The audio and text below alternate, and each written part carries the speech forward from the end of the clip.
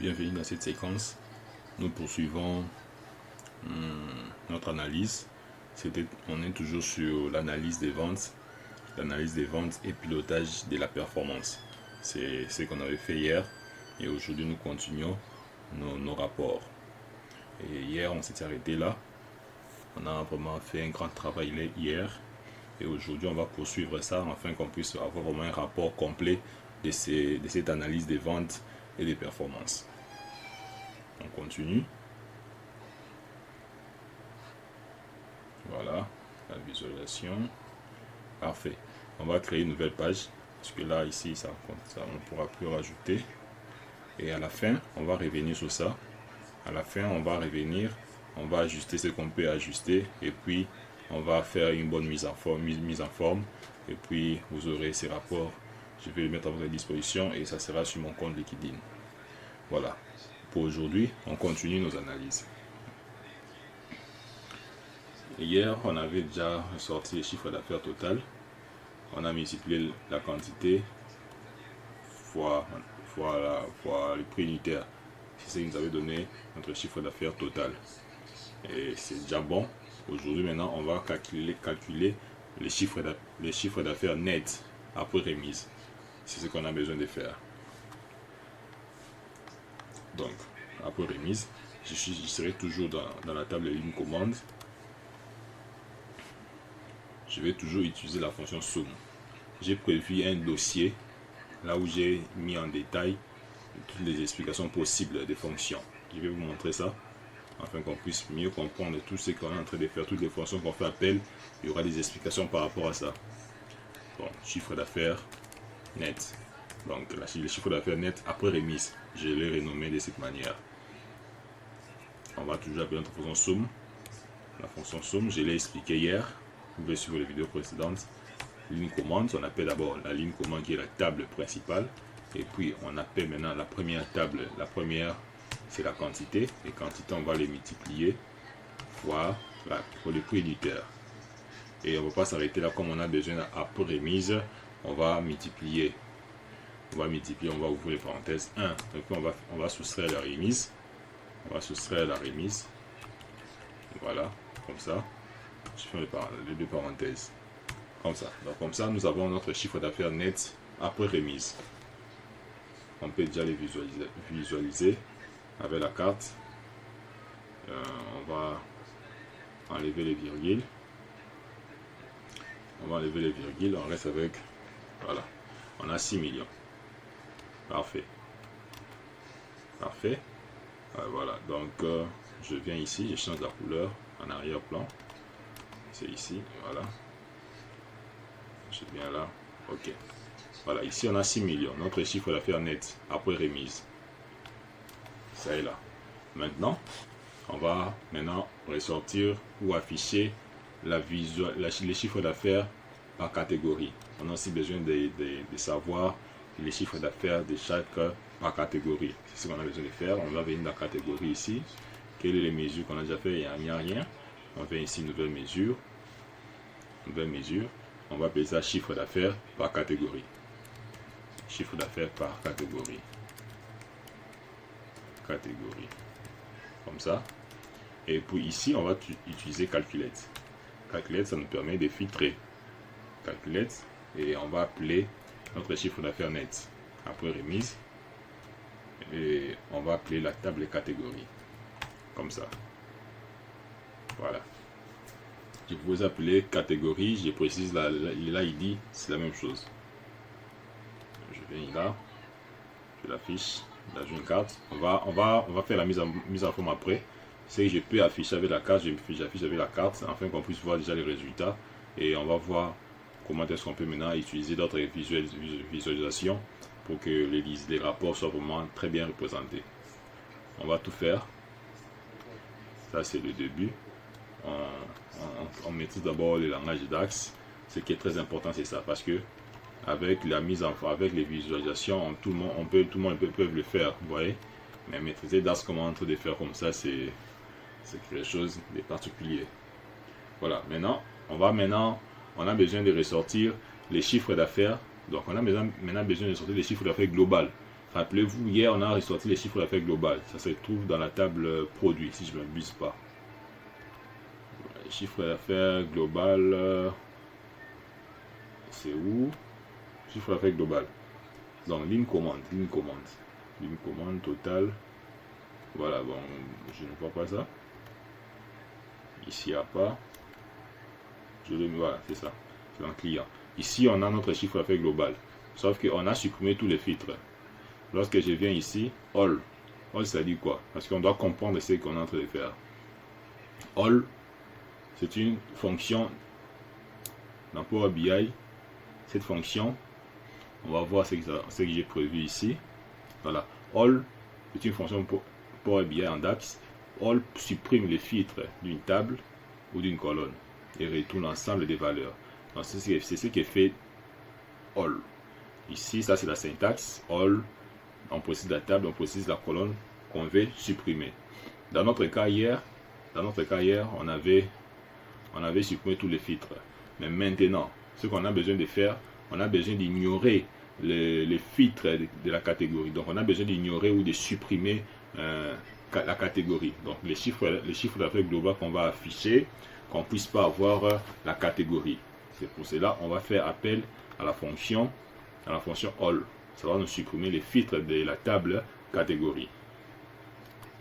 Voilà, je viens ici. Ça c'est pour vous illustrer comment est-ce qu'on peut utiliser ça. Parce que je pouvais aussi, comme on a déjà un chiffre d'affaires global, je pouvais laisser comme ça. Mais comme on est en train de pratiquer, on est en train d'apprendre, c'est très important de vous montrer tout ce que je suis en train de faire. Je peux mettre ici pour faire la différence sans catégorie. Voilà, comme ça. Calculate. J'appelle mon chiffre d'affaires net. Virgule. Je vais appeler all. Et dans all, je vais préciser catégorie. Voilà, comme ça. Voilà, ici, comme ça va afficher les chiffres d'affaires sans la catégorie. Ça supprimer la catégorie. Les filtres catégorie.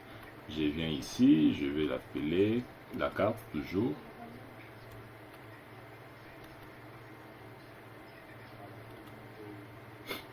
Voilà. On va utiliser les segments après. On fait ce qu'on peut faire et puis on va commencer à... Voilà, ça reste au-dessus.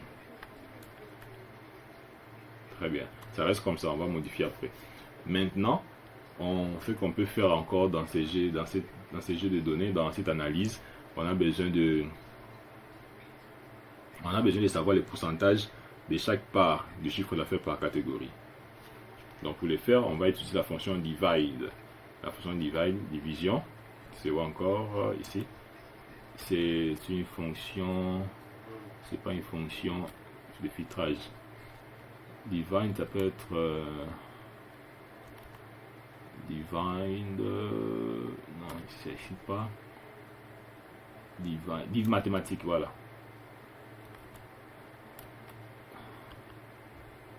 Divide, ça doit être quelque part ici. La fonction divide, voilà, c'est ça. C'est une fonction mathématique. Donc comme notre souci c'est de savoir la part de chiffre d'affaires par catégorie, on veut savoir son pourcentage, on va utiliser la fonction divide. Donc la fonction divide ici, j'ai dit quoi?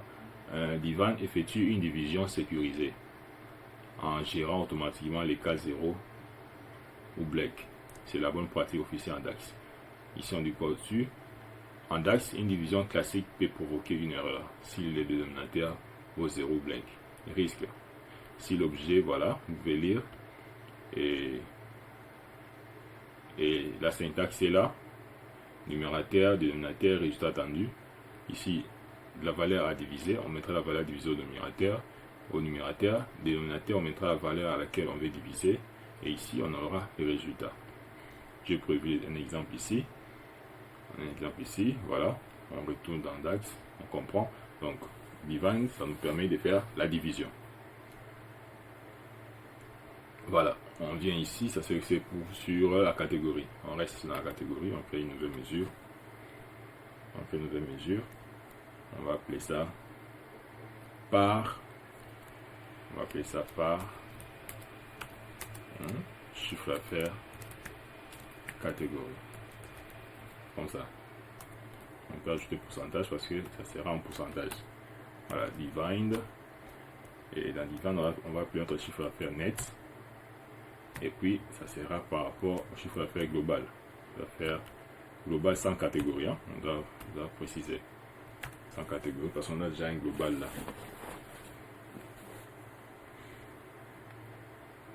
Voilà, je viens ici. Voilà. C'est un pourcentage, on peut changer. On peut venir ici pourcentage, voilà. Je mets en pourcentage. Et j'enlève les zéros. Je n'ai pas besoin de trop de zéros comme ça. Après la virgule, hein.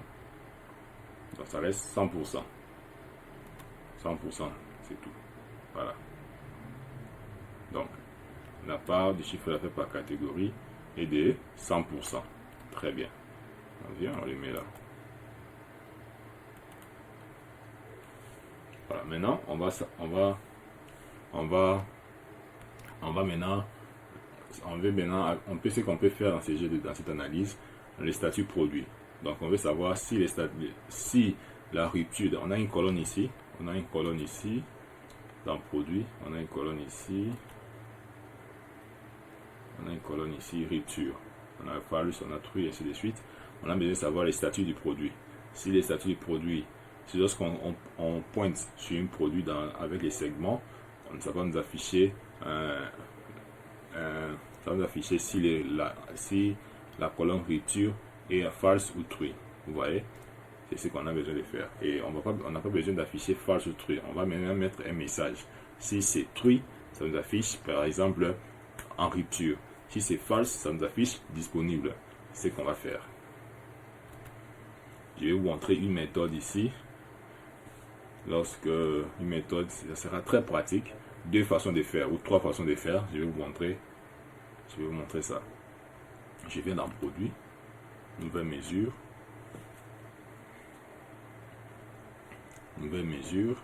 Je viens ici, j'appelle ça statut. Statut produit. C'est égal. Je mets la condition if, si max produit rupture est égal à true. Qu'est-ce qu'on va faire? On va afficher un message rupture, sinon disponible.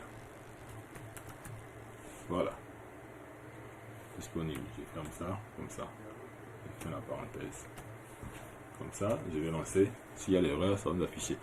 Souvenez-vous, rappelez-vous que dans cette colonne, je vais devoir afficher. Ça dit quoi? On va voir, il y a une erreur. Ça dit quoi? La fonction max ne peut pas fonctionner avec la valeur de type booléen. Voilà, lorsqu'on rentre dans notre jeu de données, dans notre modèle ici, on remarque que ici c'est le type booléen. Vous voyez, c'est le type booléen. Raison pour laquelle la fonction max n'a pas pu retourner les résultats. Ce qu'on peut faire, on a 2 possibilités. Si nous avons besoin d'utiliser, c'est où encore, statut. Si nous avons besoin d'utiliser la première démarche, mais ça puisse marcher avec les if, on peut le faire, mais il y a des possibilités. On peut utiliser avec selected value, et on peut aussi utiliser toujours avec notre if. Hein. Donc, bon, on va faire ça. Ça, je vais garder ça. Je n'ai pas l'écrire encore. Vous voyez, on doit maintenant résoudre les problèmes. Comme on a un problème de type booléen, on peut maintenant, on doit résoudre ce problème. Pour résoudre ce problème, moi j'ai une autre possibilité. Pour contourner à ces problèmes. La première possibilité, on va toujours appeler statut value. On va créer une variable. Et notre variable, on va lui donner un nom. On va lui donner un nom en rupture. en rupture. Et ici, on va appeler notre fonction max x. Max x, je vais vous en parler, c'est comme sum et sum x. Max x, on précise d'abord le produit, la table, et puis on précise, vous voyez, je fais int, je précise les types de données. Je transforme ces types de données, ça soit plus booléen, mais ça devient maintenant en entier. Pour que max x puisse avoir la possibilité de te retourner un bon résultat. Je fais produite et rupture. Voilà, comme ça. Je fais la parenthèse. Encore, voilà. Retourne. On va retourner quoi? On va retourner si. On va maintenant poser notre condition. Si et rupture est égal à 1. Si c'est égal à 1, qu'est-ce qu'on va faire? On va afficher les messages. Voilà. Comme ça. Ça, c'est la première possibilité. Je vais lancer. On va voir si ça va afficher un message. Ça va retourner vraiment un bon résultat. Je viens là, c'est bon, apparemment. Voilà. Et rupture en rupture. Vous voyez? Je vais prendre les produits.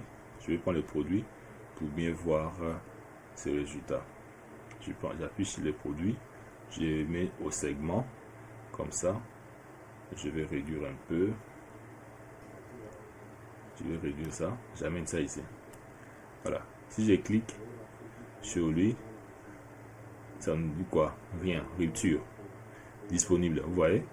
Donc je peux mettre sur la carte pour qu'on puisse bien voir. Voilà. Lorsqu'on clique sur le deuxième produit, ça nous dit le produit est disponible. Le statut du produit est disponible. Si on clique sur le premier produit, ça nous dit le produit est en rupture. Donc n'est pas disponible. Vous voyez, c'est grâce à la condition que nous avons établie ici à ce niveau. Vous voyez, on a pallié les problèmes, on a contourné les problèmes en changeant les types de données. On a utilisé la variable et puis on a changé les types de données à ces niveaux. Vous voyez, donc les booléens ça n'a pas pris ça en compte. Et ça, c'est la première possibilité. La deuxième possibilité, on peut aussi utiliser selected value. Selected value, c'est aussi une possibilité. C'est aussi une possibilité.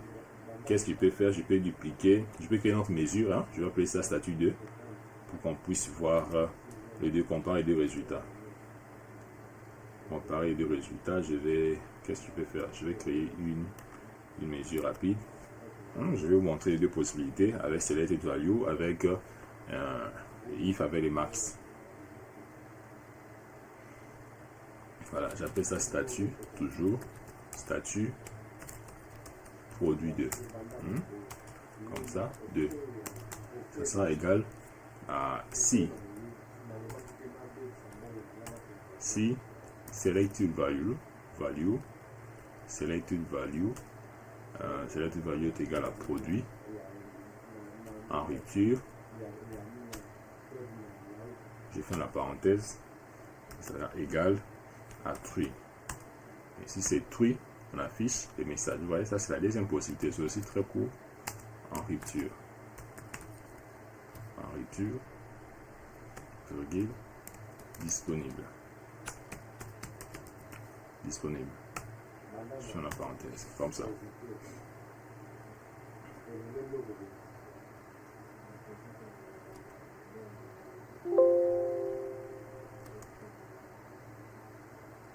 Voilà, je mets ici. Voilà, vous voyez. En rupture, en rupture. Voilà, les deux résultats sont bons avec deux méthodes différentes. C'est à vous de choisir si vous voulez avec la première méthode, ça est là. Si vous voulez la deuxième méthode avec selected value, ça est là. Voilà, c'est à vous de décider. Moi, je peux garder le premier. Je fasse ça.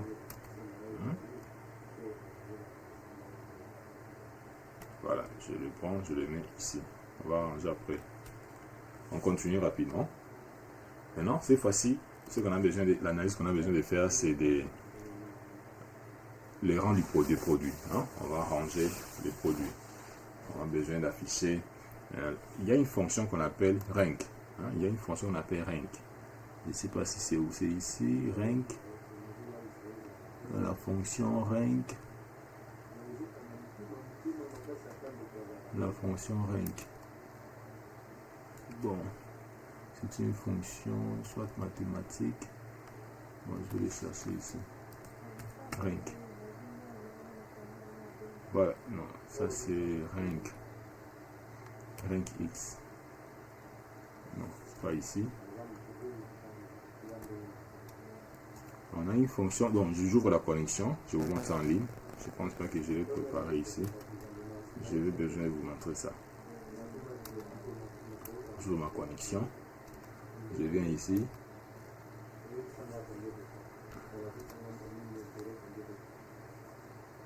Je viens ici.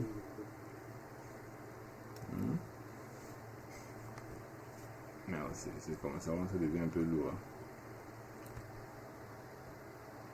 Bon, je fais ça. Je fais rank. J'appelle la fonction rank. J'ai fait rank X, rank X, DAX, voilà, comme ça. On va voir si ça sert à quoi. C'est très important de comprendre chaque fonction pour qu'on puisse avoir la facilité de l'utiliser.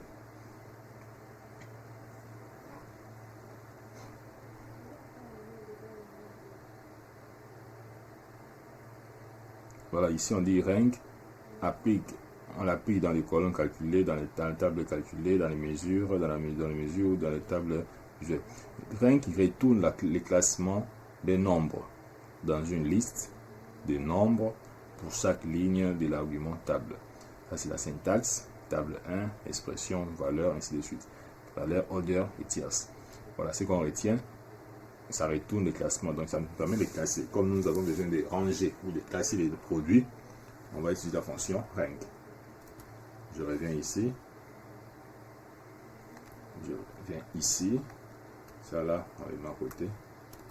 Toujours dans le produit. J'appelle la fonction. J'appelle ça range. On va ranger.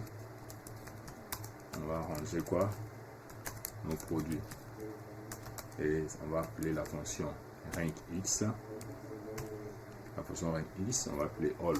On va supprimer supprimer le nom produit, produite, non produit, ok. Et puis on fait la parenthèse et on va appeler notre chiffre d'affaires. Donc on doit ranger des produits par rapport au chiffre d'affaires parce que sans chiffre d'affaires on ne sait pas comment classer les produits. Vous voyez, je mets ça sera à l'ordre descendant comme ça. Je ferme la parenthèse encore, c'est bon, ok.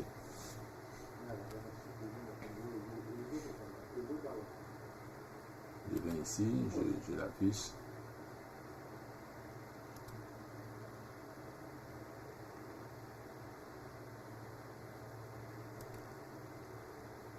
Parfait, on a 25. On a 25, le nombre de produits par rapport à ce chiffre d'affaires, c'est 25. Voilà. Je le prends, je le mets ici. On va réduire ça. On va réduire ça. Maintenant, on va ressortir les chiffres d'affaires par employé.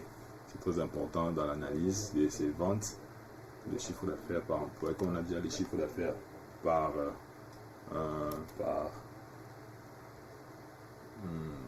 catégorie, chiffre d'affaires global, ainsi de suite. On doit aussi avoir les chiffres d'affaires par employé. Chiffre d'affaires par employé. Comme ça. Toujours calculette. On va faire chiffre d'affaires net. Ça sera virgule. On précise la table employé. Comme ça. Enter. Comme ça, on a déjà notre chiffre d'affaires par employé. Vous voyez? Voilà. Je vais l'afficher aussi. On va l'afficher sur la carte et puis on va modifier ça plus tard. On va modifier ça plus tard. On arrange d'abord, on finit avec les DAX, les formules, c'est ce qui est très important. Et la disposition, on va toujours le faire. Vous voyez, 84K, parfait, c'est le chiffre d'affaires par employé. Voilà. Voilà, on continue. Je vais maintenant afficher le chiffre d'affaires par commande, par date commande. Le chiffre d'affaires par date d'expédition. Je pense qu'on avait fait. Bon, je pense qu'on avait fait déjà ici. On avait fait... Bon, on va essayer. Si ça existe, ça va refuser. Bon, ça sera dans la table commande. On vient ici, commande. Commande. On va afficher chiffre d'affaires par expédié. Et chiffre d'affaires expédié. Donc, quels sont les...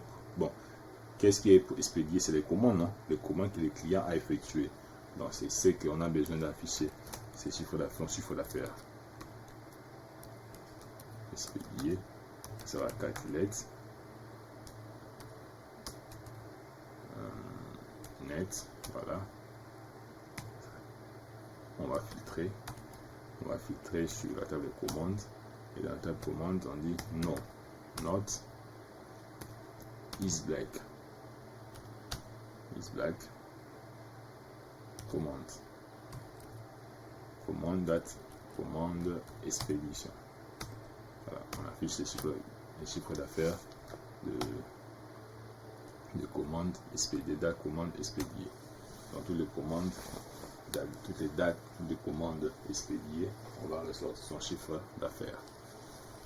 Voilà, on vient ici, on le met là, on va enlever les virgules.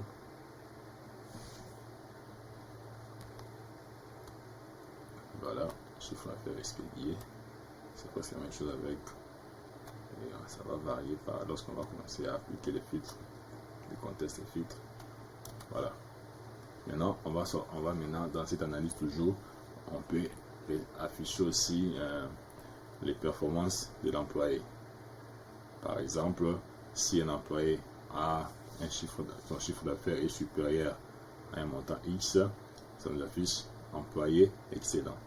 Sinon, faible, sinon moyen, vous voyez, on peut faire ça de la sorte. Donc, on va appeler ça performance.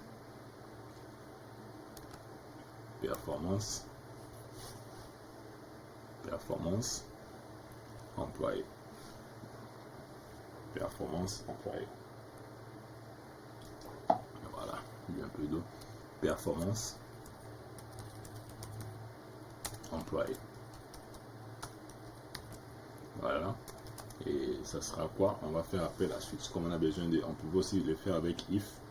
Mais je préfère qu'on puisse le faire avec switch pour qu'on puisse voir comment utiliser aussi switch. Et dans switch ici, on va afficher les tree. Les messages qu'on va retourner, c'est tree. Donc, on a besoin de savoir quoi les chiffres d'affaires par employé. On en a déjà ici. Voilà. Et si les chiffres d'affaires par employé, c'est supérieur à 10 000, voilà, on affiche un message, on dit excellent. Vous voyez, au cas contraire, si ces chiffres d'affaires par employé toujours n'est pas inférieur ou supérieur ou égal à 50 000, ça c'est combien? 10 000, 50 000, bon on va voir, 5 000, ça reste comme ça, on affiche message moyen, voilà, parfait, je fais la parenthèse, je l'exécute.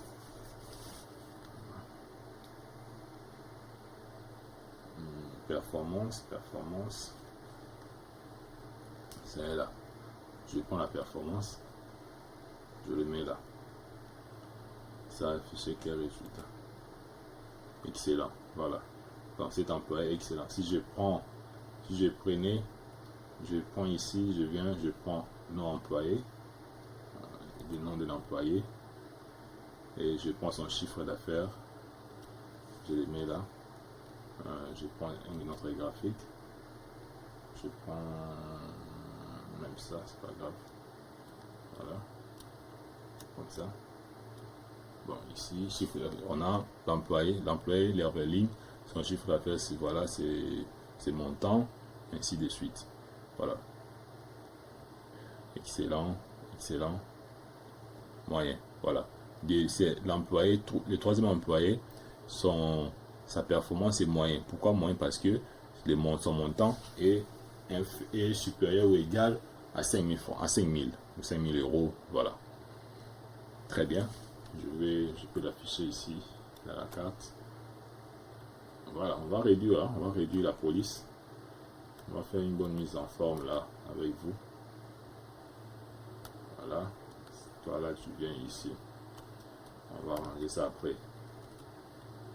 On en prend d'abord Dax. On va une vidéo, je vais approprier une vidéo pour faire ces designs. Parfait. Maintenant, ce qu'on peut faire avec l'employé pour finir avec l'employé, on peut avoir aussi la masse salariale des employés. Masse salariale, je viens là.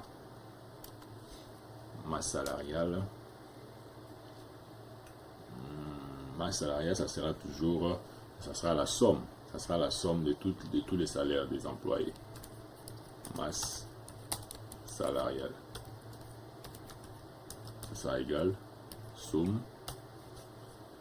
Employé. Masse salariale. Je descends en bas. Salaire actuel. Voilà. C'est ça la masse salariale.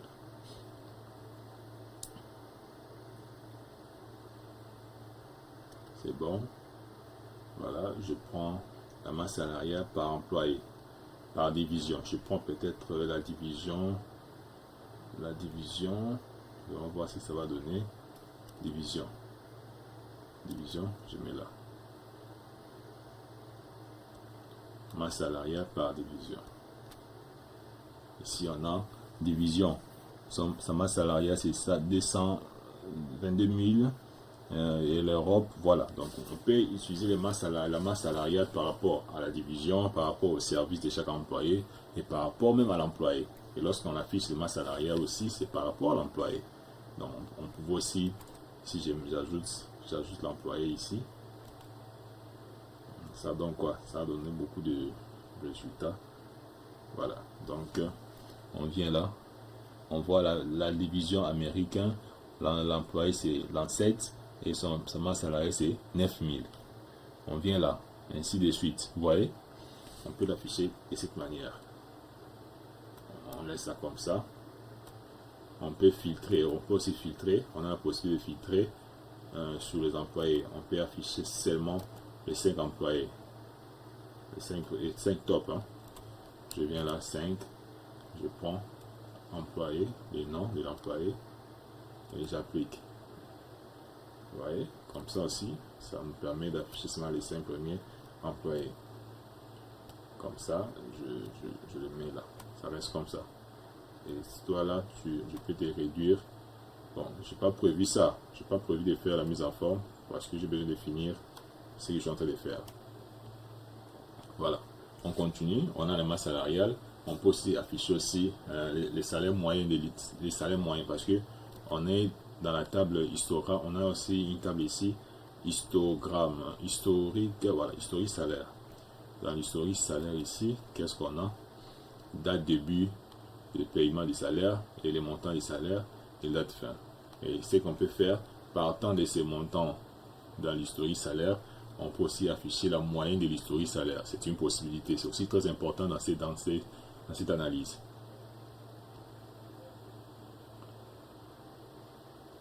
Je viens là, historique, mesure. Vous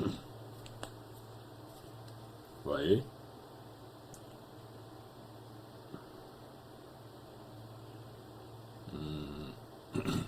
J'appelle ça salaire moyenne. Hein? Salaire moyenne.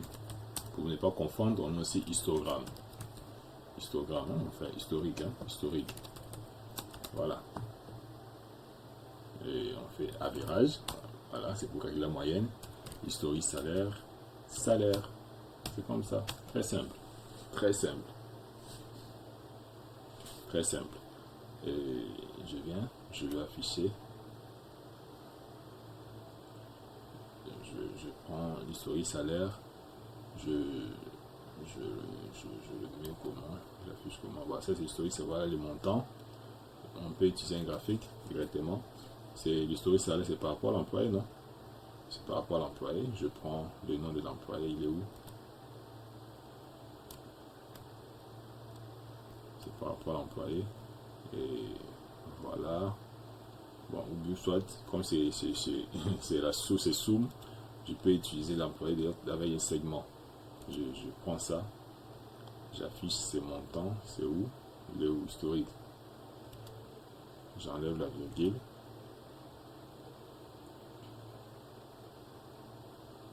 J'enlève la virgule. J'ai réduit comme ça. Ça c'est salaire moyenne historique. C'est l'historique du salaire moyenne pour nos employés. Et je viens là, employé où? On a l'employé quelque part ici. Là je clique. Vous voyez, la moyenne change par rapport à l'employé. L'Herveline, voilà son montant. L'ancêtre du puits, les moines. Vous voyez, ça change par rapport à chaque employé. Très bien. Maintenant, je vais afficher les chiffres, les salaires moyens, plutôt. On va utiliser une fonction qu'on appelle total YTD. Donc, la total YTD, c'est aussi, on va voir ça sur Internet. C'est une fonction qu'on utilise aussi beaucoup plus lorsqu'on fait nos analyses. De connecter. Voilà. Je viens ici. Je appelle ça total YTD en DAX. Voilà. Ça dit quoi? On dit l'exemple des formules suivantes crée une mesure. Voilà. L'utilisation de ces fonctions est déconseillée dans les calculs visuels car il est subtil de retourner le résultat non pertinent. Voilà. Ici on dit quoi? Évalue la valeur de l'année à jour du expression dans le contexte actuel. Ça c'est la syntaxe. Qu'est-ce qu'on peut retenir ici? Expression retourne une valeur scalaire, oui. Et date hors calendar, colonne contient des dates ou références calendrier. La valeur scalaire qui représente la valeur de l'expression de l'année date en cours. Ok, on va voir comment on peut l'utiliser. Comment on peut l'utiliser dans notre cas ici. Je vais aller dans la table commande parce qu'on a besoin d'afficher les chiffres d'affaires de YTD.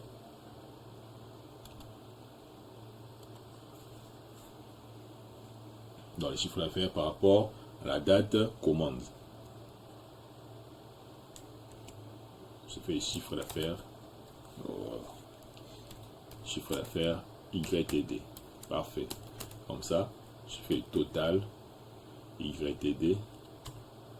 On dit quoi? L'expression évalue l'expression spécifiée pour l'intervalle qui débute les premiers jours de l'année et se termine à la dernière date figurant dans la colonne des dates spécifiées pour l'application de votre des filtres spécifiés. Très bien. On comprend. Il y a combien d'arguments? Il y a 1, 2, 3, 4. Voilà. On vient ici, on a 2. Je peux mettre 2. Je prends premièrement les chiffres d'affaires. Les chiffres d'affaires net. Et puis, je vais appeler ma table commande. Et la table commande, ça sera la date commande. Comme ça. Tout simplement. On va voir ce que ça va retourner. Si ça ne retourne pas, on a d'autres techniques à faire, d'autres méthodes à faire. Et pour finir, je finis maintenant ici. Je dois finir. On affiche là. Voilà. Très bien. On finit ça. On peut arranger quelque chose rapidement. On dispose bien pour clore avec cette vidéo. Très bien. Maintenant, on va maintenant afficher dans cette analyse, on peut afficher les chiffres d'affaires de l'année précédente. Parce qu'on a un chiffre d'affaires qui est déjà là. On peut aussi afficher un chiffre d'affaires de l'année précédente. On vient d'un client, quand ça c'est tout et tout sur notre client. Au lieu de changer, ça ne sera pas intéressant. Chiffre d'affaires de l'année précédente.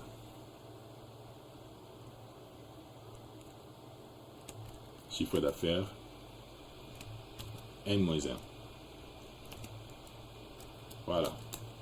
Je fais calculette. Chiffre d'affaires net toujours.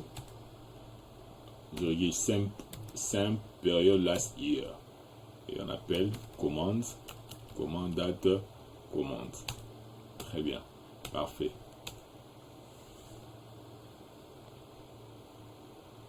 Voilà, ça nous donne quoi ici? On affiche. Ça donne quoi? Ça reste comme ça. Ça reste comme ça. Pour finir, le dernier cas, pour finir, on arrange ce qu'on peut arranger et on clore avec cette vidéo. On va maintenant afficher les taux de croissance. Les taux de croissance, on va toujours utiliser la fonction divider. Taux de croissance, c'est aussi important dans l'analyse des ventes. Taux de croissance, je vais le mettre dans produit. Taux de croissance. Taux de croissance.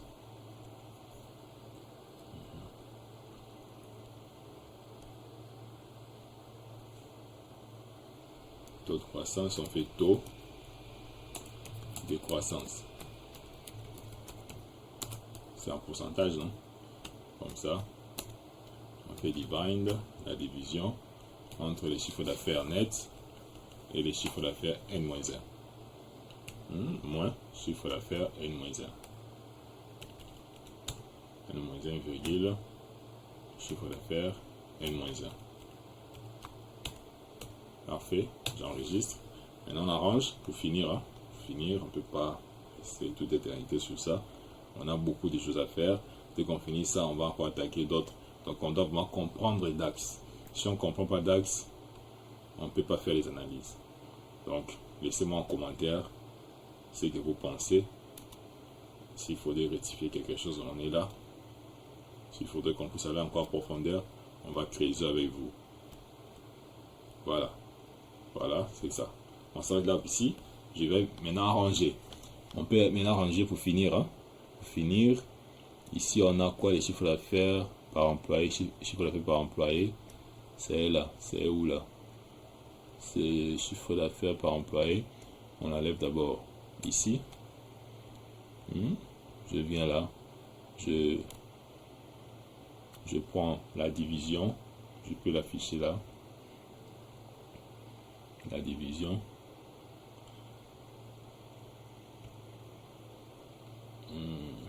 La division. Ça sera segment. Segment, je viens là, je change. Je mets liste déroulante. Comme ça. Ça peut économiser l'espace. Bon, toi, je peux désigner toi. Voilà, comme ça. Je le mets là. Très bien. Et quoi encore? On a les produits. On a les produits. On est en train d'arranger rapidement. On va retoucher plus tard. Plus tard. Mais on peut faire quelque chose qui est un peu propre pour finir. Je viens là. Voilà. Liste déroulante toujours. Voilà. Ça monte au-dessus. Parfait. Comme ça, lorsqu'on clique sur les produits, vous voyez que notre rapport est en train de changer par rapport au contexte que nous avons choisi. Parfait. Voilà. Je prends encore chiffre d'affaires global par catégorie, pourcentage, net par région, date expédition. Chiffre d'affaires, date expédition. Je viens là. Chiffre d'affaires, date, expédition. Je prends. Bon, je vais afficher. Je peux prendre quoi encore ici? Beaucoup de données. Chiffre d'affaires par catégorie, par rupture. Par rupture, ici, c'est les produits. Et c'est les produits. On a déjà les produits ici. Ça marche très bien. Bon. Qu'est-ce qu'on peut faire encore? Toi, tu viens là. Voyez, si on veut visionner, vous pouvez cliquer comme ça s'affiche très bien. Voilà. Comme ça. Un autre graphique, on peut utiliser quel graphique ici? On peut faire quoi encore? On prend les clients avec son chiffre d'affaires, sans catégorie. Voilà, on peut faire ça. Je prends le nom du client. Le nom du client. Le nom du client. Je prends son chiffre d'affaires de l'année précédente. Voilà. De l'année précédente. Bon. Je prends le chiffre d'affaires global sans catégorie. Ça va donner quoi? On peut venir ici. On va filtrer sur les clients. On n'a pas besoin de trop de clients. On prend juste 5. On vient là, on applique le filtre. Parfait. Vous voyez. Et on peut faire le design un peu là, rapidement. Je viens changer. Merde. Colonne. Colonne, je viens là, je choisis une couleur. Bon, je prends quoi? Je prends ça. Ici aussi, on change. Ici aussi, on change. Ici, je prends... On va modifier. On va modifier. Et le graphique peut changer aussi, non? C'est pas rester seulement comme ça. Bon, je préfère pas ça. Parfait. Donc, vous voyez, ça reste comme ça. Et ici, on va toucher après. Donc, ici, masse salariale par division et non employé. Je préfère pas que ça soit comme ça. Je préfère enlever la division. La division aura son chiffre d'affaires. J'enlève la division et on laisse l'employé. Vous voyez? On laisse masse salariale. Masse salariale. On enlève comme ça. Voilà, masse salariale par rapport. Masse salariale par rapport. Masse salariale par employé. On vient là. Colonne.